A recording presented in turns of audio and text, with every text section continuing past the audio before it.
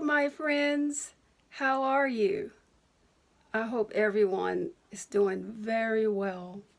So, today I just wanted to talk to you about 10 things a widow needs to know about financing. First, I'll give you a brief history about my situation. This video will be a little bit long, so please try and bear with me. I'm going to try and speed through it because I know you have things to do. And if you also excuse me, I have to pop my glasses on and I have to read from some notes so that I can keep my thoughts in order. So now, get into the brief history. Me and my husband, we used to own our own petrol company for several years. We had 10 employees. That's not including he and I. And yeah, it caught fire.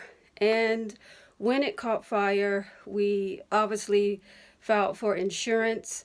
It was a huge fight with the insurance company. Never got the settlement settled. Had to lay off employees. We had to pay their unemployment benefits. And we hired the most expensive solicitors, $500 per hour, to fight on our behalf. And in the end, we were just told that we'd have to take the insurance company to court. But we were warned that that would cost us a fortune and it could take many, many years. So in the end, the insurance company won. And so, of course, that was a huge burden on my husband. He put his sweat, blood, and tears into that company. And in the end, it caused his demise. Many more things occurred after that, but I don't have time to tell all that story. So anyways, you just can't prepare for anything like this. You can prepare as much as you can, obviously, but you don't expect it. You never expect to lose your business and find yourself homeless, and then ultimately your husband or whoever loses their life as a result of it. So I'll get with tip number one. Excuse me, I need to put my glasses on. There we go. So number one, I would say set up a young caring fund. So instead of donating flowers, people can donate money to this fund. It's Young Caring Fund. It's kind of like a GoFundMe in a sense. Because insurance will not pay out until you present a death certificate, and that could take up to 8 weeks. So this fund could tide you over, until your settlement is sorted out. And tip number two, ask about health insurance coverage.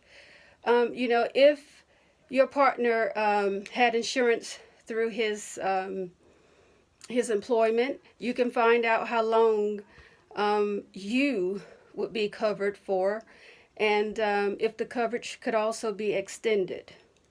And tip number three, you can call the Social Security office or HMRC for benefits, to see what benefits as a widow that you or your children may be entitled to. And tip number four, look in unexpected places for life insurance. For example, employers, credit cards, and certain organizations, sometimes they have automatic policies that could help you. Tip number five, always ask, don't assume. A lot of things are negotiable. So you can negotiate many things, especially when it comes to debts and assets, things you have to deal with, after the loss.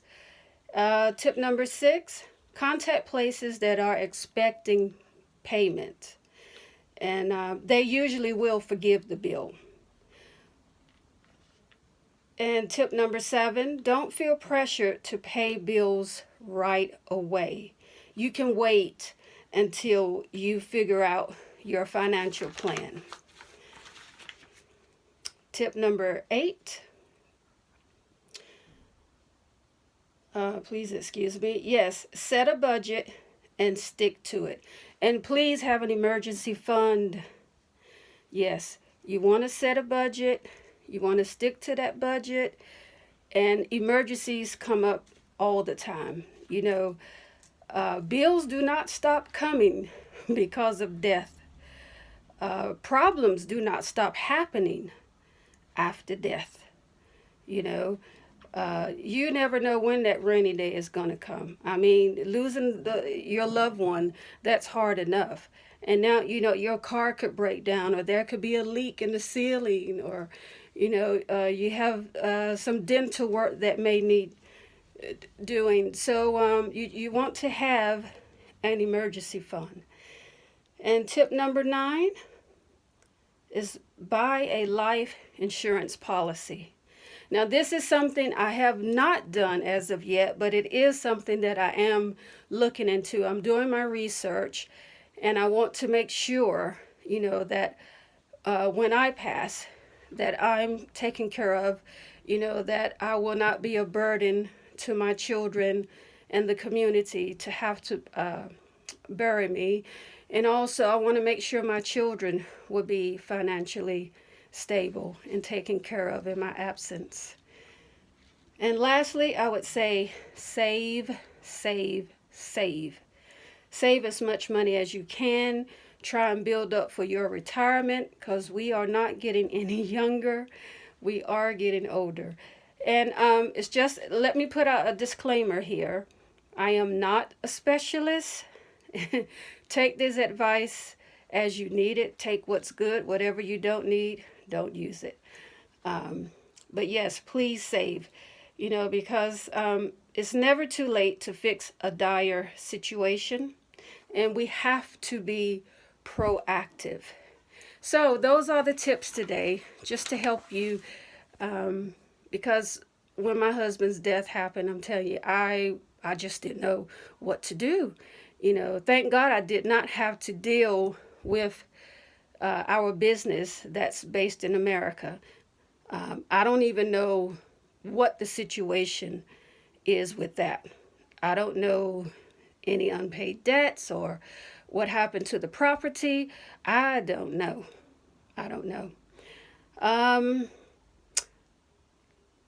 But yeah, all I know is what I'm dealing with now.